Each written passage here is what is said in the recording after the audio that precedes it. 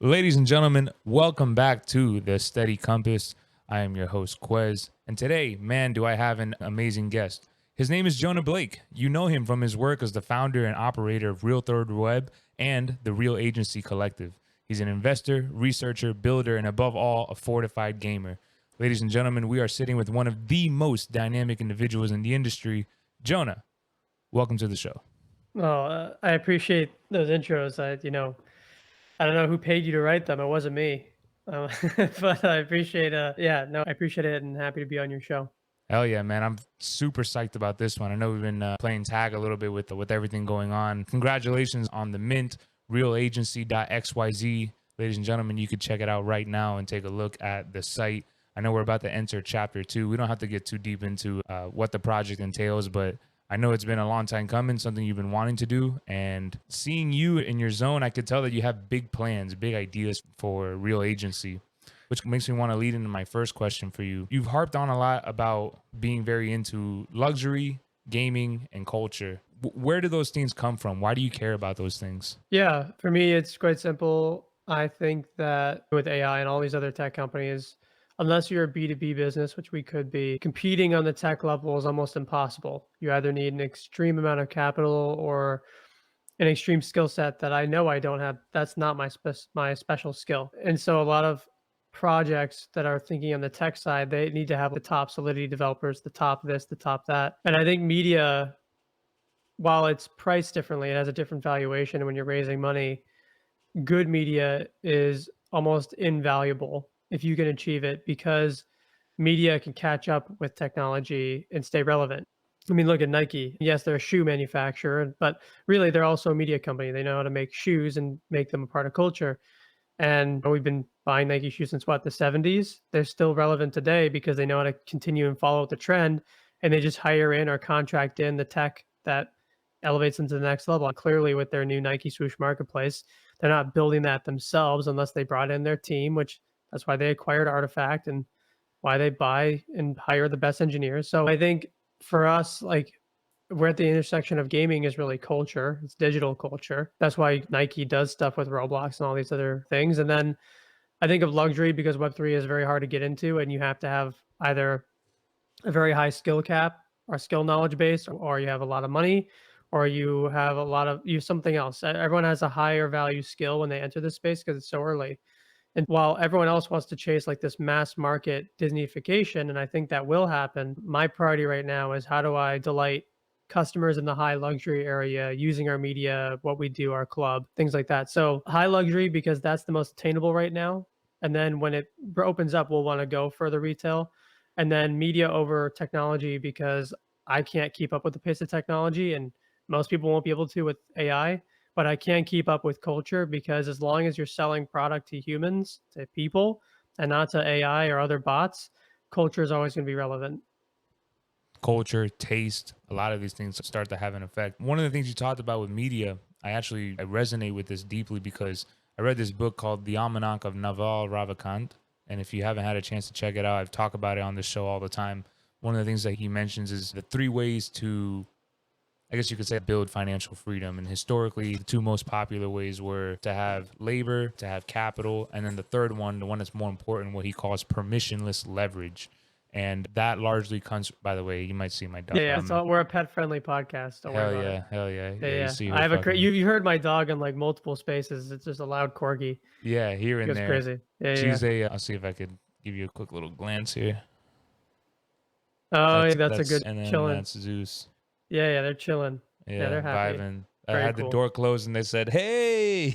That's fine as long as they're chilling on the bed, no problem. Yeah, just don't be giving me a headache, please. But one of the things that Naval Ravikant talks about is permissionless leverage, and it's this idea that if I build it one time, I can have it reach as many people as possible to work for me. Now, I think with media that might be a bit different, but he talks about building the thing. He uses Joe Rogan as an example. We talked about Mr. Rogan earlier with his podcast, right? He's reaching, even for me, when he first released his podcast, I wasn't pursuing, or I shouldn't say pursuing, I wasn't invested in that show. And it wasn't until he started getting some more interesting guests or particular guests that spoke to me a little bit more. And it became easy to then transmute his creativity, his ideas, his philosophy, the philosophy of others, things that they can learn from one another, and put that out on mass scale. And now, or maybe what was it, like 2 or 3 years ago when Spotify bought him out, like he's good. My man is set. That's generational wealth on the real. We shit I talk mean, time. he made at least 100 million on just the rights deal. That doesn't include ads or product promotion, physical, doesn't include his UFC stuff. He's probably close to a billionaire at this point, I would say. What Quietly, I would say he's quietly close to that. quietly? I like your word choice there. It's more very fond of people who are very rich but not necessarily famous. I think Joe Rogan's maybe not the best example given like his earlier But there's different career. types of fame, though. There's Yeah, different types of fame. There's like burn out very quickly TikTok fame, and you have to capitalize quickly because you're part of a trend, and then the algorithm in a month is going to phase you out. And those are people who are like have influence, or no, that's different. I would say they are viral, but being viral is not the same as having influence. You're like, you could be viral like the Island Boys. They're viral, but what is their influence on culture? very None. little. We forgot about them after 3 weeks. People made fun of them largely on Twitter for a couple of days and or whatever, and that was it. You made a couple YouTube videos, but they were viral. The influence is when you can move markets, when you can last for more than a few years. You're around. Maybe you build a company and you're like a founder slash someone of public, or like what you're doing. Maybe you run a podcast and it goes beyond viral, and then that leads into you being an influencer in a certain category. I find that virality on TikTok has destroyed a lot of people's brains in terms of what it means to have influence, because you can have there is more than one kind of way to have influence. Having a show or having a couple of numbers on a YouTube video is not necessarily influence. Sometimes influence never reaches video. It's something private, like being an executive at Nike or being the head of Best Buy, right? Imagine the influence someone at Best Buy has. They literally have to buy orders of PlayStation 5s, and their influence decides whether your kid gets a PlayStation 5 for Christmas or not. That's some pretty serious influence. That's a lot more influence than someone on TikTok has doing one Fortnite dance video.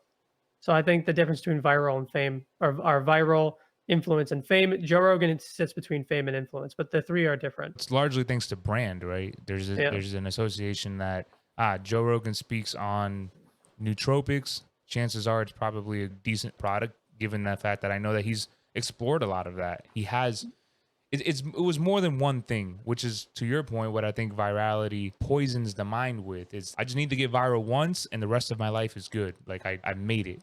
I become a micro celebrity in a sense. And a segue to a random question I just thought of. So I know you reflected heavily on this, on coming into the space and not necessarily having any intentions to be an influencer, but you've certainly amassed a bit of a following. You show up all the time. You're not afraid to speak your mind. Like, what are some of the reflections you've had to deal with when it came to, holy shit, I actually have an audience? You tell me, maybe you feel like you have some influence already. I would say, at least from my view, from the gaming side, a lot of people really value you, or at least are looking towards your interactions, looking towards learning from you, your thoughts. How are you dealing with the battle between influence versus brand building? Because I think that's the real goal there. I think it's an interesting question because I do think about this often, and I sometimes even get lost in it. And I'm not like viral famous by any measure, right? But I'm known in like the specific sector that we both share. You have to remember that I'm 27, even though I feel like 87. You just turned 27 then. No, I'll be 28 this year. I've been 27 for a minute. Okay. But when you're our age, I don't know your age. I assume you're I'm around the also same age. 27. Okay, Or I so you're will around the be. same age. Literally in 20, less than 20 days, I will be 27. All right, yeah, 27 doesn't feel that much different from 26. I agree. Yeah, so you'll be fine. But what I've figured out is to get to the next step of running a company, you either have exceptional engineering skill in the field that we're currently in, which I'm not an engineer, or you have exceptional conversation skills. And each one has a plus and a minus. So the plus of being a prolific engineer, a very good engineer, is that it's very hard to replace you, and you could have influence on the technological level. The negative is the time to become one is very difficult. And generally speaking, because you're such a good engineer, you're probably not a great speaker. Very few engineers are actually fantastic speakers or conversationalists. And it's not to say that they don't have a social life. That's not what I'm saying. I mean that they think so logically because they're math based, engineering based, that thinking too logically actually goes against the grain of being a great conversationalist because you're creative in one way. You're creative on the logic side, mathematical side. You sit in the reality of what exists. Conversationalists try and sit in what doesn't exist yet. And the two kind of clash frequently, the engineer and the conversationalist. And I'm more the conversationalist. I say I want this done. Engineer tells me it's impossible. We usually find a common ground and it's, yeah, that guy's ridiculous, but we did figure out we could do this thing. I've already accepted at this point that I will never be a good engineer, although I've wanted to be one. And when you're young, the best thing you can do if you're not an engineer is learn how to be very good either speaking on camera or expressing your ideas through a creative form. Because in the corporate world, whether that be gaming or any other product that's consumer based, not tech or science based or legal based, you need to convince people to believe in the thing that you also believe in. You need to know how to be a persuasive individual. That doesn't mean lie. It means state your case and explain why your case is valid. And so I'm not a very good public speaker, at least in person, but I've learned how to be a very good public speaker online, which in some cases may be a more valuable trait than learning how to be a good in-person speaker, because in person I have to schedule an event and maybe 500 people listen to me. When I'm online and I speak, maybe 50,000 to 5 million listen to me, depending on what it is I'm trying to convince people of or persuade them to believe my case. The short answer is, while I do not want to be a personal influencer, I know the only way to build a brand at the current skill set I have is through first having my own brand that I can then transfer authenticity into the larger entity. I do not want to be a major celebrity of any kind, nor do I think I will be. I would like to be a very good founder in the gaming and the brand space. And for now, I have to speak on that. At some point, I'd like the brand to speak for itself. I respect that. I have a very, very similar goal myself of people know me as the guy who built up this brand, but the brand stands on its own. It doesn't need me to be there talking it up, so to speak. I also want to challenge one of the things that you said about maybe you'd never be an engineer.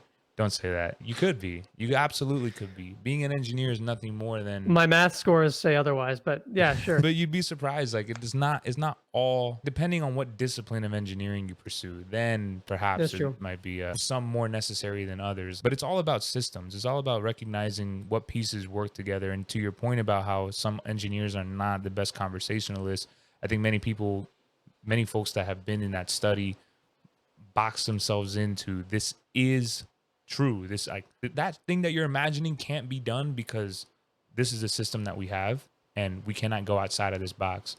And it's really nice to come across people that are very creative. Like, we could call them conversationalists. I'd like to think that pretty much any person is creative, even the engineer. But the Oh, conversationalist, engineers are actually extremely creative. I just mean in creative to meet what goal, right? They're inventors. So they create things that the whole world uses. They are creators, but there are not that many.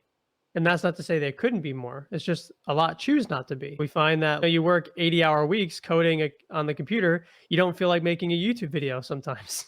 It's just a matter of the time you have on Earth. Very few do. And I don't think I'd be an engineer to anything like, for example, Anna's stature, but I think I could be a game designer. I think I'd be a good one. there you go. Yeah. That was what I was gonna say that you could start with. Start with the things that make more sense to you. If you're interested in being an engineer, figure out how to build a game, understand what the tech stack. I'm sure you already have a decent understanding of what all this looks like, but it's one thing to see it from a piece of paper on the screen. It's another thing to have your fingers on the keyboard building the things itself. In my experience as an engineer, I felt most engineers don't they will build whatever, but they don't Mhm. have like the vision of what is it that you want me to build. So yeah, they'll be spending the 80 hours a week building stuff that everybody uses, but it wouldn't have. Again, this isn't always true, but more often than not, it doesn't come from them. They need some leader, somebody, to your point, like that founder, the CEO that has the vision, that knows what we want to do, knows what we want to put in the hands of the people.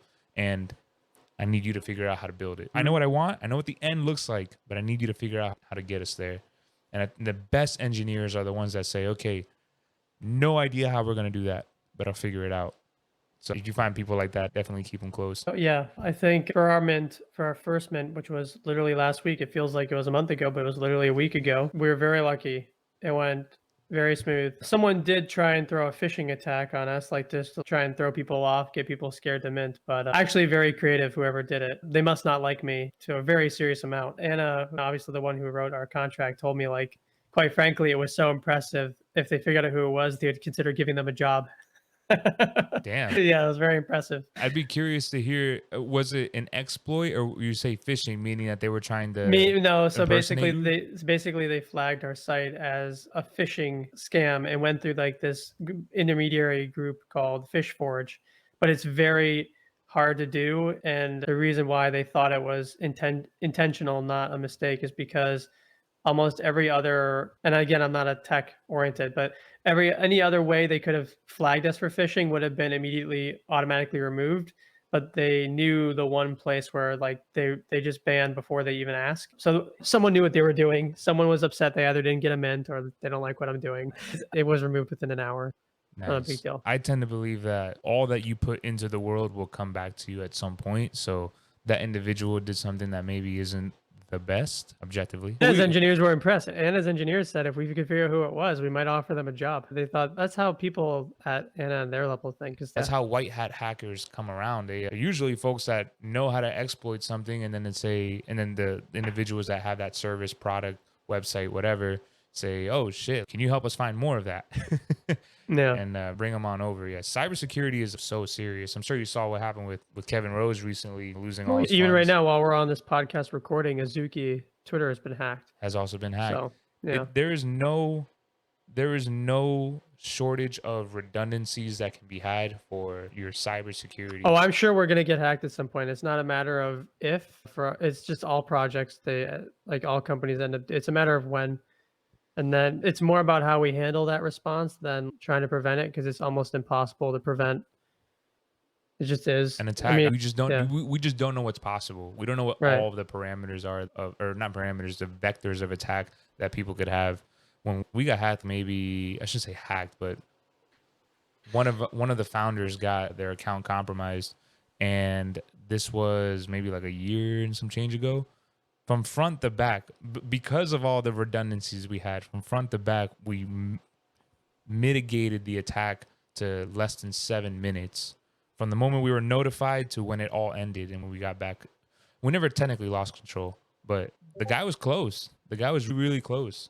I messaged him and I told him, like, you're sharp, you're really smart. It just sucks that you're doing it for shitty means. No, I'm But sure he doesn't care. yeah, he probably didn't. He probably No. didn't. But I try not to meet it fire with fire. I'm not looking to stir up the pot. You're I a used to. peacemaker. Yeah, Yeah. How do you say that? I'm sort of a little bit. That's my What nature. you got, motherfucker? What you got for me? Yeah. Yeah. Hey, that's okay, man. Only on Twitter though. I'm a keyboard warrior. I don't throw hands in real life. It's not my style. You got the Twitter fingers. Oh yeah, at this point, yeah. Love it. I want to ask about some of the things that you may have learned over the course of the last year, and it doesn't have to be specifically to things with NFTs or gaming or whatever, but I'm curious about big lessons that you learned about yourself, maybe about your family, how you interact with people, whatever you'd like. What are some of the biggest lessons you learned from 2022 heading into 2023? It's a very good question. You said from 2021, or are you talking about like 2022. Yeah, just last year. 2022? Yeah. Life lessons. Life is short. Coming out of, because really, not that COVID's never going to be over. That's the only thing we talk about. But the worst of it, or at least I shouldn't even say that. What we understand of it, I guess the term is not over, but we're now cognizant of what our future is going to be as a civilization. And I think for me, it's like how futile some things you do are. Like a lot of my life has been about wanting to have control over something. It's actually why the project is called Real Agency. It's actually a sort of, I think the term's double entendre. Real, because who's real, who's not, obviously. It's the fun part about that. But agency can mean more than one thing. In the community sense, it can mean a group of people who have a certain objective, helping other people, an agency, a group. But agency also has another meaning, a double meaning, which is control over your destiny, control over who you are and what that means. And the story I wrote is based on that. Like, what does it mean to have control and make decisions? And it's quite interesting because on one end, you are in control of your life in terms of that's something I've also had to think deeper about as I get older. There is no one to stop you from making a bad decision. And if you make it, there are no second chances, or if there are second chances, you're going to start from a place that no one can pick you up out of. You got to pick yourself up. So there's that side of control. But then there's the other side of lack of control, and that is that I can't control what viruses enter the world. I can't control wars that go on in the world. There's a lot of things I don't have control over, yet as a society, we watch the news every day. And you know why we get angry? It's like we get angry, one, because it's like in our human nature to get angry or upset. But I think we get angry because we sit there and we think that there's something we can necessarily do about it. And sometimes there is, but it's not like on an individual level, usually a collective level. And I think if people, and I sometimes grapple with this, actually every day I grapple with this, if I and others can accept that there's a lot of things you can't control in the universe and the world because we're very insignificant in terms of the grander scheme of whatever this is, they might be a little happier, or they maybe not happier, but they might be at peace. Whatever peace means, right? Peace is perception. My version of peace is different than your version of peace. For some people, war is peace. And that's something that people don't talk about. It's just what their nature is. Nature is different than peace. But that was the first, what it means to have control. And that's what a lot of, that's why it's called real agency. It's what things I've thought about. In terms of business, I've learned, and this is something that could get me in trouble in terms of a thought process, but it's, in my opinion, I hold it to be true in my own mind at this point, which is that venture capital is not so different than retail in terms of trend setting, verification, and trust, and product market fit or venture market fit. And I do have a fund on the side separate from real agency. And now that I know the fund business pretty well, there's still stuff I'm always learning, but I've realized that there are a lot of VCs that know a lot of great things. There are brilliant VCs. But in general, the investing market, when it comes to validation, is largely built on the equivalent of Yelp reviews. You really think about it. Else's word, somebody else's Exactly. recommendation. Yeah. Exactly. Not everyone is doing the exact research, or they do, and you can only know so many things, right? You can have a due diligence for 1,000 years, but there's certain things you just might not know, or the future, you can't predict the future. So that's another thing, is that VCs, some of them, there's some that are just brilliant that I would work with any day of the week, but there's a market just like consumers. All right, I'll give you an example. Elden Ring. Okay. So Elden Ring is the first to come out with this totally different type of game that is a more innovative version of their Dark Souls series. It's from Software, That's right. the studio. You can bet that after looking at the success of this game, that there's going to be dozens of studios that are going to copy it because they know that VCs saw the growth of Elden Ring and are going to be seeking that as a potential investment vehicle. And so who actually started the due diligence? Was it the VC? Was it the studio, or was it the retailer? Actually, it was the retailer, because the retailer told the market that's what it wants to buy. The retailer then told the studios that it wants it to make that product. And then studios were like, VCs are looking at what retail is buying. So really the retail is at the fundamental level of all of this. And that's how this all works. So I'm rambling on, but I've learned about how the VC market ebbs and flows. And the other thing that people can learn if they're looking to raise money is that you can't raise in a bull in the same way you do in a bear. There are two completely different strategies. Most people think they have a great company, they can go out to market. But having a great company is actually one of the only parts that's not the most important for a VC. Not only do you have a great company, but do you fit their return profile? Are their expectations in a bear market? Are they getting enough LP capital in the bear market? If not, then you may have to lower the amount you want to raise. Are your valuations, we call them bull or bear market valuations. In a bull market, you could charge raising, I don't know, 5 million for a game at a 30 to $50 million valuation, which is insane, largely insane, depending on history. But in a bear market, you gotta tone that way down. We're talking like 15 Much more million, modest. 12 million. So I think that's something that I'm on both. It's funny. I'm sitting on both sides. I'm on the founder side with Real Agency as a founder of this new company, but I also have worked in VC and I have an understanding of how that space works. And often the two don't have this. Not often. Sometimes the two don't have aligned incentives. And that's something interesting. That's not a negative or a positive thing. It's just an observation. There's a bunch of other stuff I've learned, but those are the two I've thought about a lot generally. I want to tap back into the first point that you made, specifically around wanting to have control. Do you feel like you're in control of your destiny, or are you currently surrendering to what the universe will bring to then say, okay, I can't control and all of that shit, the wars, the madness, the pandemonium, how people, whether or not people like my haircut, whatever, I cannot control those things. I can control myself. Is this a battle you still fight with every day? Absolutely. I think I'll fight with it until the day I die. I think everyone does. I think it's like a natural human thing. Like, I don't know who to. It's actually a very Buddhist mentality. I'm not religious personally. To like, I don't have a. I mean, I was raised half Jewish, half Christian, and grew up more on the Jewish side. I do have some faith there, but it's actually funny. It's actually a known thing that a lot of Jewish people who are Jewish youth tend to actually adopt some Buddhist thing because it's. I don't know why that is. Because there's a lot of Jewish tradition that's around accepting and embracing suffering in order to become better. That's right. Buddhism is actually not that different. So it's actually no, it's a little different. Buddhism says suffering doesn't exist as long as you don't want things, essentially. But Our desires, it's like yeah, having a desire is literally us saying, I'm going to suffer until I have this thing. So right. if my desire is to have a Ferrari, I am unhappy until I have the Ferrari. When realistically, as you said earlier, which I really resonate with, we're the ones that are at the liberty of choosing our peace, choosing our happiness. I actually believe that all of that is a choice, and it starts with appreciating the smaller moments. But that's a But it's tangent. something that I've had to. I wish I figured it out in like college. I figured this out a little later in life. Not that I'm still young, but in the grand scheme of my current timeline, it's in the short time span, last few years. I think as I get older, I will actually giving up control, knowing where I'd like to go, but accepting the consequences of whatever happens is more like it. Because giving up complete control means, oh, you just sit on the couch and you eat Cheetos all day. That's not what I'm saying. Right. Like people, like what happens is people who are suffering will adopt this and they go, oh, that means I don't have to do anything. And then they can think they feel good about doing nothing. That's not what I'm saying. That's actually against what I'm Polar saying. opposite. Yeah. What I'm saying is you do the best you can do every day. You know that the best outcome is the one that you dream of, but accept that there's probably 30 different other outcomes that range from good to bad.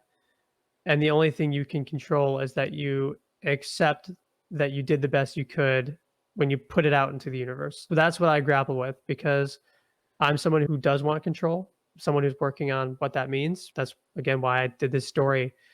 But in general, I think I'll always have control over my initial. I pushed the ball, right? And if we were in a vacuum of space, I pushed the ball, but I don't know where that ball leads. Does it hit a planet? Does it like stay in the vacuum of space for all eternity? Does it hit a rock? Does it hit go into a black hole? I don't know. I don't know Maybe where it it goes. bounces off a wall and comes right back to you, and you get to choose again. All I know is that I pushed it out into the universe. I was hoping that it would reach, I don't know, Earth 2, but the odds of that are unlikely. I just have to accept wherever it goes. That's amazing. Yeah, man. It's one of the things we. My bad. I'm gonna close the door real quick. No, But you're good. it's one of the things that we talk very heavily on this show is the notion of taking accountability over the things that we can control. It's more of a stoic approach to life, and saying like, all right, pandemonium will ensue. There will be madness. There will be things that bring you suffering, that bring you sadness, but it's a matter of saying, in this moment, I am alive. And in this moment, I do have a choice of how I want to react to these things. And a quality life, in my personal opinion, a quality life is okay, things happen to me, but it didn't change me. It didn't, maybe not change me, but it didn't, Everything changes you. It just right. there's so it's funny. So like the keys, and again, the story is much more fictional. It's not totally tied to my life, but there are influences taken from it. Like the keys have a soul, but the keys can take on many different forms. Now they may have a form that they choose, that they appreciate, that they like, but the outside forces definitely change your physical and even changes some of your internal. But there's always going to be a part of you that is you that if you choose it cannot be changed. That is your resolve. That is like your fundamental being. So yeah, I think that things can change you, but there's always a piece of you that's like that childhood person. I think your soul, not literally like religiously, I'm talking about like our story and just Hey, that's the consciousness. beautiful part, Yeah. man. Yeah, you're I think everyone has a inner child in them. That inner child is their soul, whatever that is, in like the most peaceful way, the most interesting way. And then all these other layers get stacked on top, right? And those stacks are interchangeable, but the base is that childhood person you were. Because everyone has that childhood wonderment, right? The first time you had ice cream, the first time you went to Disney World, the first time you played a video game, the first time you kissed a girl, things like that. There are these childhood things, right? Or guy, whatever your preference, right? For me, I don't care. There are things that you cannot take away from your first experience on planet Earth that cannot be interchanged. But there are repeated experiences that can be interchanged that can change like the way things. Do you want your soul to be boundless? Do you believe in feeling weightless? I have no idea. Okay. I'll figure it out maybe when I'm older and I'm like contemplating the end of my life a little bit more. I asked because I really resonate with what you're saying about the inner child. And I think a lot of people ignore their inner child. And a lot of people get stuck into this flow of, I have to deal with this. Oh, woe is me. Everything sucks. I can't be happy. And our inner child, the things that it loves, that he or she loves, that they grew up on, the things that are fundamentally them. This is what I was trying to say earlier about the changes, right? It's just because someone was mean to me does not Hmm. mean, even if I was 10 different people on 10 separate days all in a row were all mean to me, it should not change who I am fundamentally. It shouldn't stop me from being kind, being patient, wanting to listen, wanting to learn from somebody. Those things are fundamentally who I am. And to be changed by an external thing, I think that's actually a lack of control, because you don't have your you don't have yourself on lock in that sense, because you're letting whatever outside of you change your mood. Change, bro. Like, even I wake up in the morning sometimes, right? And my dogs will be barking, and that's what I wake up to. And man, I'm not a morning person. I know Me that about neither. myself. No. But the hardest work I do every day is waking up and saying, even to the tone of my dogs barking their ass off, is, wow, what another day. Even though it's fucking agitating, right? But I'm alive. It's beautiful. I get to see another day. And this is what I Let me mean. ask you a question Go because ahead. it's like my nature as someone who does spaces. Do you feel like when you go on Discord or Twitter that you're putting on a different you? Or do you feel like it's the same you that you experience here now in our conversation? I talk to myself. That's all my Twitter is. That's all my Twitter will ever be, is a mirror. That just I again, like I'm So you think you're talking to yourself in the mirror and people are observing you talking to yourself and they may resonate with your mirror? Or do you feel like you're talking directly to an audience we're about all your mirror? mirrors. We're all mirrors. Everybody is. You talking to me right now is showing me sides of you that only you know about yourself. And it's on me to pick up on those things or pay attention to some of the nuances about what you say, why you said specific words instead of others. I believe that's true for anybody in the world. Some guy who goes into your Twitter space and says, "Hey, you're a fucking impersonator, hacker, lying Mhm. piece of shit scam artist." He's presented a mirror to you. It's not to say that is a reflection of who you, Mr. Jonah Blake, are. It's, man, I wonder what he's going through. I wonder why he feels that way. Right? Mhm. Like that there's a difference. So to answer your question, when I go online, Discord I think is a little different because it's more of a chat platform. I'm there Yeah, to more actually personal. talk Yeah. to people. But on Twitter, or hell, even my Instagram, or pretty much any social account, I'm putting stuff out there that if I were to pick up my phone and see, I would want it to resonate with me. Or that's my goal at Let me least. tell you how. So I agree. I do feel like I'm talking to myself in the mirror, and then people resonate or they don't. But I also see another point. So this is an interesting thought, and I do feel like I do this. Sometimes I don't think I should, but I feel like they're my thoughts, but they're redressed. So, for example, the thoughts I share with you here may be a little more. It's the same thing I say, but it's a different tonality. So when I talk to you, I'm saying it, and I'm talking to you like I normally talk, That's right. normal day. When I'm on Discord, I talk more descriptive because I know that while it is our community, really they want to know what it is I'm doing. And when I'm not descriptive, I'm intentionally non-descriptive because one, I find it really funny and I Right. To think be it's fun. cryptic. Right, it's fun. I think it's fun. And then Twitter is different. I'm more passionate, and that passion can get me in trouble. It can also get me a lot of value. In each of those different outfits, the same message is being said. But I've found as a again, I consider myself a conversationalist, not an influencer yet. And if I am, I don't even know what that means yet. As a conversationalist, you can say the same thing, have it received differently because the tonality changes how people view that mirror of you. And so I'm not an engineer by practice, but I think being a professional conversationalist is the engineering of people's perception. Do you know Yeah, why? I don't know why. Because the conversationalist cares about the most important thing that humans should care about, which is clarity. It's to a reason, or at least my view of why you might feel that way on Twitter specifically, is because Twitter's challenging you to put all of your thoughts into this one concise, consumable saying, phrase, tweet, whatever, 280 characters. It's a challenge for real to express yourself in a way that, again, where your passion maybe isn't getting you in trouble, or maybe you're trying to be sarcastic and make it a joke, and then now you're hurting someone's feelings, whatever. There's a million different nuances there, but it's challenging you to be clear. That's why the I love the comparison you make here about the conversationalist being an engineer of the self, of what we say, of how we communicate. I believe it's the hardest job. It's the hardest thing to master. Well, it's a science if you and I don't think I'm a genius in any regard to this because there's a lot of people smarter than me who've done this. It's not like I'm the first to think about this. But I think that people who are conversationalists, and sometimes I don't think I have this empathy, but I think you have to have there's different types of intelligence. I think that my logic is lower, but my EQ is higher. And I'm less interested with the process of developing the product and more about what the product makes you feel. I'm just someone who personally believes that the way you feel is what defines anything we like unless it's an all right, so like in society there's needs and wants, right?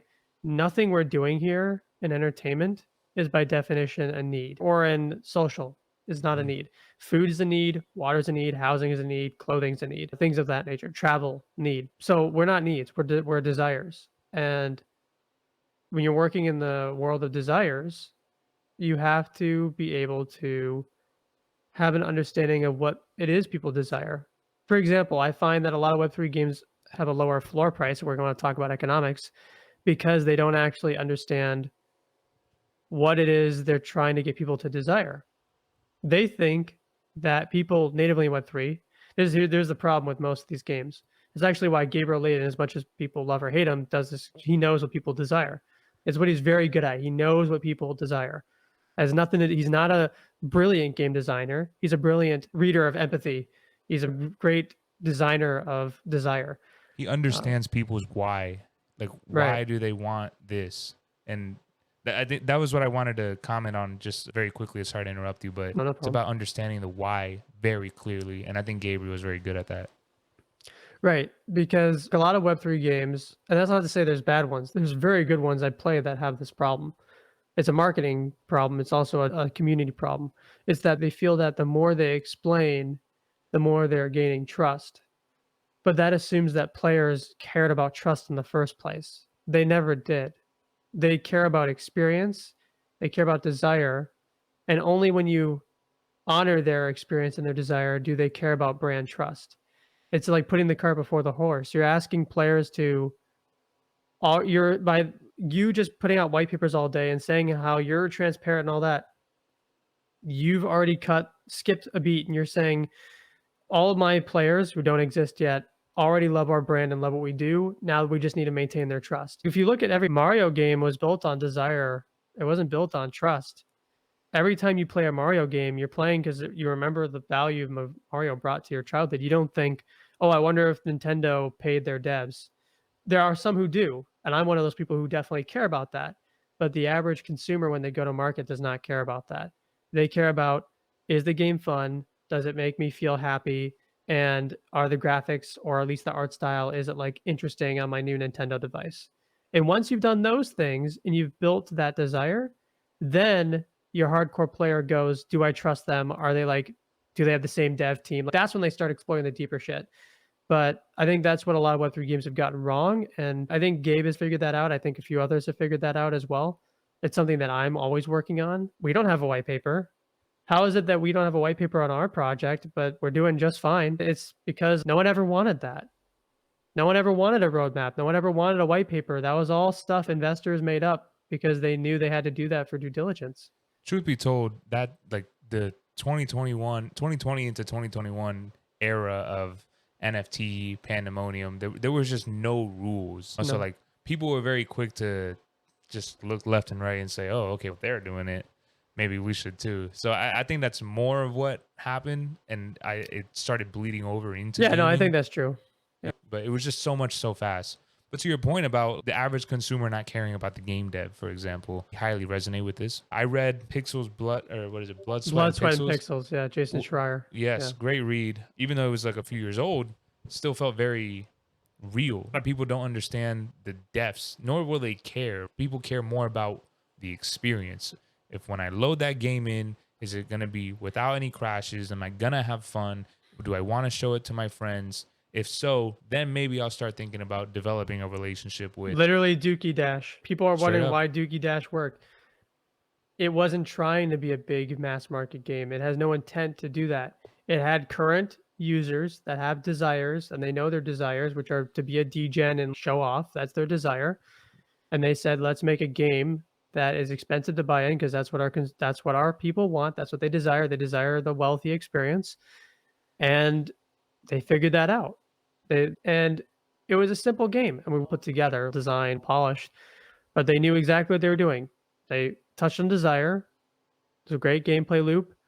They wanted people to show their value to the other people in the community, and they wanted to engage. They didn't like a lot of game devs in Web 2 think this place is a scam because they're doing this. No, it has nothing to do with that. It's that they figured out who their customers were. They're exciting those customers, they're delighting them. And when the time is right to branch out to the type of users that you think desire to be the only people who should have these games, they're going to do that. But they know, I don't know, like I'd rather have 10,000 at max customers and make good revenue every quarter than have a million customers who barely want to play or pay for the game, but say I have big numbers. It's just, I don't know, it's just like different.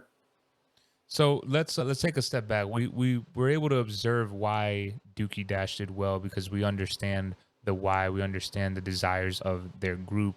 I'm curious if you feel like you understand the desires of your group, and maybe even more, if I could be more specific, I'd actually am more curious on your why. What is your why?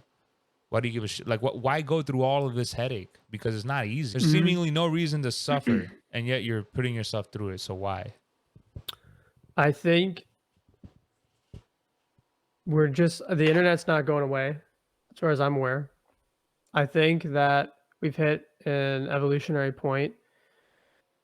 I'll tell you why I initially did it. Starts with Mr. Beast. So Mr. Hell Beast yeah. gave me this idea. So I look at Mr. Beast.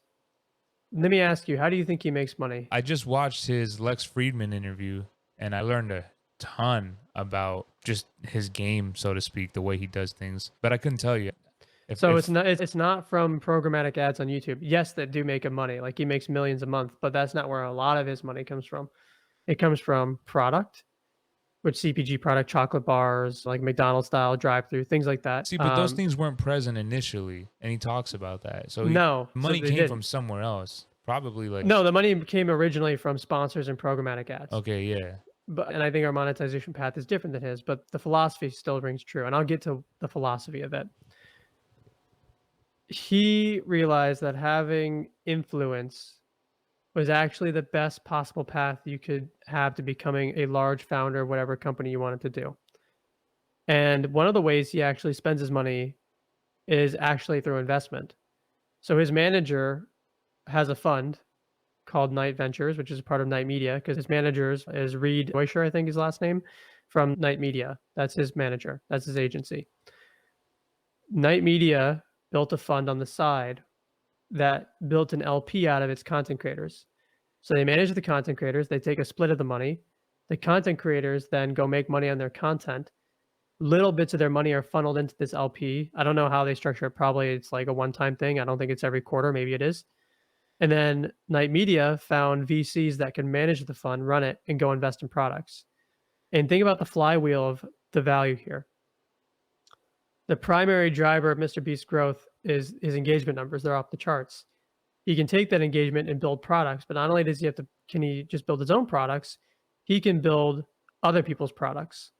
And so now you go from a content creator to a prolific investor of some of the best possible companies in CPG on the planet. Why? Because his audience is so significant and they are great converters that every deal wants to have Mr. Beast in it. And so he's got this unprecedented deal flow, unprecedented access to capital, and he's got audience numbers that are through the roof. And so what I saw on our fund side was that the future of funding gaming and CPG is not the institutional level. It is at the content creator level. And I've always thought that if I wasn't to be a content creator, and now I am, that I would be a content creator slash fund manager. That was my last year thought. And then I had an epiphany near the end of last year as we were planning this. And I said, the fund is completely separate entity, completely separate from the real agency business. But if you build content, why couldn't you do it through a community manner? And why couldn't community build their own products? Or why couldn't you create this new model of like brand awareness that hasn't currently existed? When people want to be affiliated with Mr. Beast, they have to join his team, right? Isn't it really easy to access when you don't have to necessarily join my team? You're just purchasing in as a membership holder and you're getting access to things what we're doing or not doing, or you are getting access to a network of other people who have a similar goal.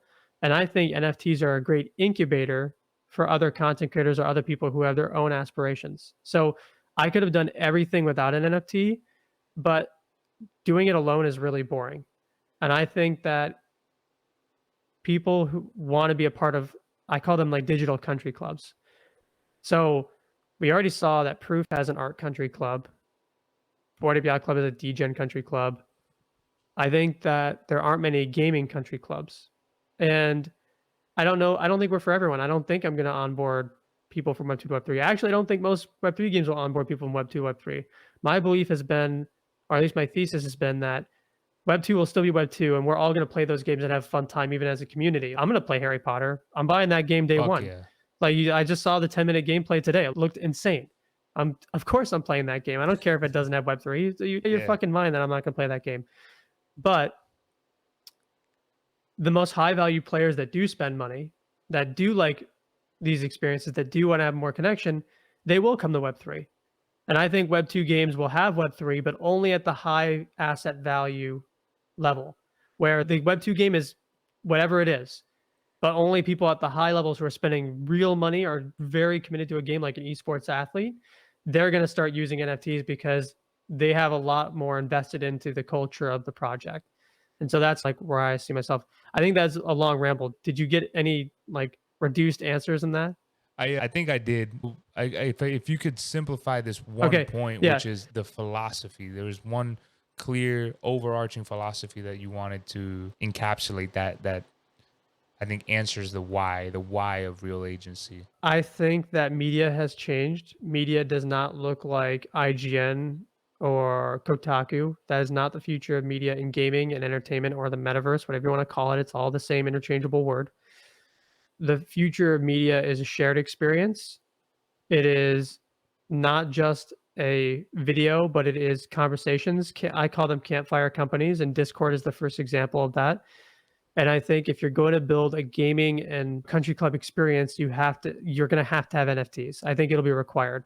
It's not a matter of like legally required, but if you're like being taken seriously in the world of networking and being a group that does great IP together, you need an NFT. Fundamentally, access to and helping game devs, rethinking about what it means to make content and having a network around content, and what does it mean to build products together that a mass market might be able to use outside of just our small 1,000 plus group. That's basically, and how is that related to gaming? Because it doesn't have to be totally gaming, but it has to have a gaming thematic to it. Right. at least the feel to it. That's what most people are there to connect with. 100 Thieves. In fact, I actually look at 100 Thieves as an interesting model. We're not going to buy rosters. We're not, it's too expensive. But 100 Thieves figured out the community content making model. They also figured out the branding model. And there's parts of 100 Thieves that I like. I also look at, what's the name of the company? Devolver Digital, Yep. where they're a publisher. We're not a publisher yet, but we certainly could help in the growth of games going to market. And I think that's a really amazing angle that we can tackle as well. There's a limitless set of possibilities that are open to Real Agency. And I think as you spend more time and as you learn more, because every day you're learning more, you might say, actually, this might be the more ideal approach. And Yeah. seeing how you operated so far, I don't think you had any problem pivoting or making adjustments as necessary. I applaud you for your ability to roll with the punches, my good friend. It's very nice. So, Jonah, there is one last thing that I need you to watch, because I know you well enough, maybe not super, super well, but I know you well enough that I've sent you this video and you've never watched it. So I'm going to force you right now to watch it with me. And that's the best thing about this platform that we're on, Wereby, where we could just watch it together. Are you sponsored by Wereby? That was an interesting I am interjection. not, no, but it was smooth, right? That's good. You should apply for it. Yeah. That's good. So check this out. All right. Oh, you're sharing? All right. Yeah, I'm about to.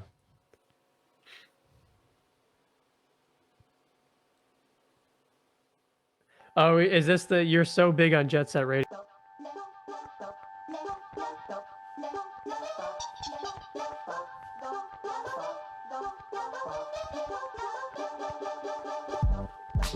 Okay, so for all you riders out there coming up, spread across the 5 boroughs, this one's for you. There's a new kid around, and he is in your business. This is the Word best. says he's lost his head. He might be coming for yours next.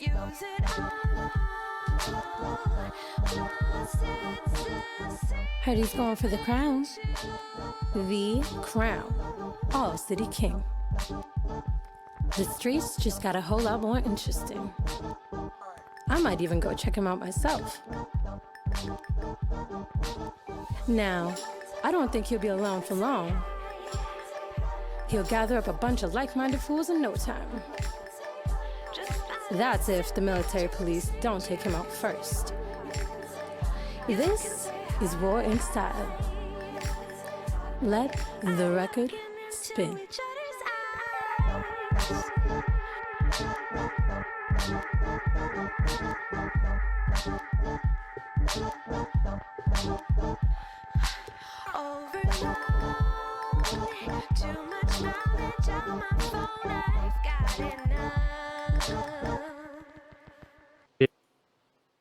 Very good music. I would say, like, is that an original track or they licensed that? That was really good. That's from SoundCloud. Wow, that's very impressive. So Yes. it's literally Jet Set Radio, because like it's a spiritual successor to Jet Set Radio. Did you Totally see? different. So I assume you follow Dexerto or Deserto, however you want to say it, on Twitter. Ooh, if I see the name, I'll share. Popular. It's a popular gaming like media company. If you see it on Twitter, they posted a clip of a guy who is making a game, and it's literally Crazy Taxi but futuristic, like flying taxi. Looks really good. Yeah, to go look at it. It's really impressive. You mentioned how one of the games that you're excited about was Harry Potter, and it has no Web3 elements to it, but you're still trying to get around and play heavily. For me, that's what this game is. I'm anticipating this game more heavily than anything.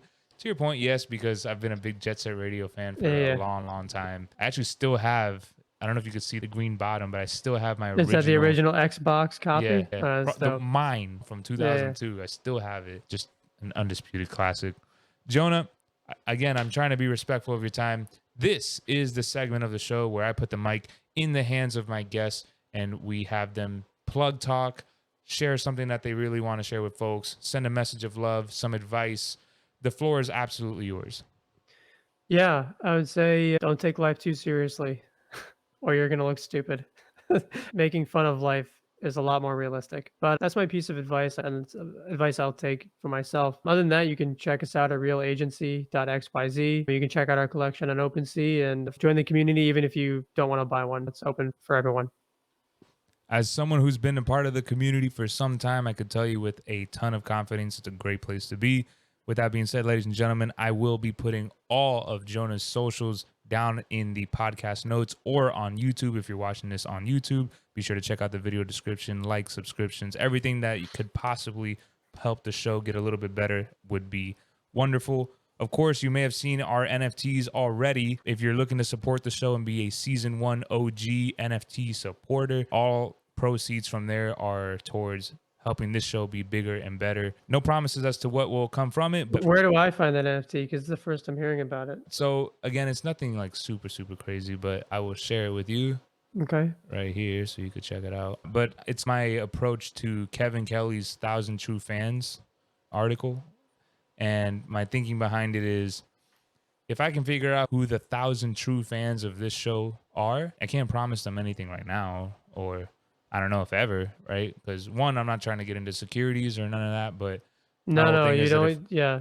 that's the one thing about people they don't realize is that, yeah, it's a whole, people try and promise the world when they just can't. It's That's just not right. how that works. No reason to. And again, like, I'm still learning a lot. I'm still trying to figure out what's going to be the magic way here. But that's the whole point of life, is figuring out on the journey what makes the most sense. You don't have to have all the answers. You certainly don't have to take things too seriously. No, and I just sent myself, I don't mint on this computer because, well, it's security. And I have different PCs for that, but I sent it to myself and I'm going to mint one because it's pretty Well, cool. I appreciate it. If you do, that'd be awesome, and I would highly appreciate it. I will say I am actually making an SBT for all of the guests of the show. I'm So buying that one way- anyway. Let me buy one anyway. Jonah, thank you for your support, man. It means a lot. And Yeah. again, thank you for coming on the show. This has been a really great episode. Ladies and gentlemen, you've been listening to The Steady Compass. If you see us on the socials, shoot us a follow. That's at Quezt XYZ. That's at QUEZT XYZ. Be sure to give a follow there on Twitter or on YouTube. Any support helps all the time. And as always, be sure to keep it real. Be kind to one another. Don't be a dick. Like Jonah said, just don't take life too seriously. It's worth living. So, Jonah, I appreciate you, my man. That's it. Thanks. Ladies and gentlemen, we are out.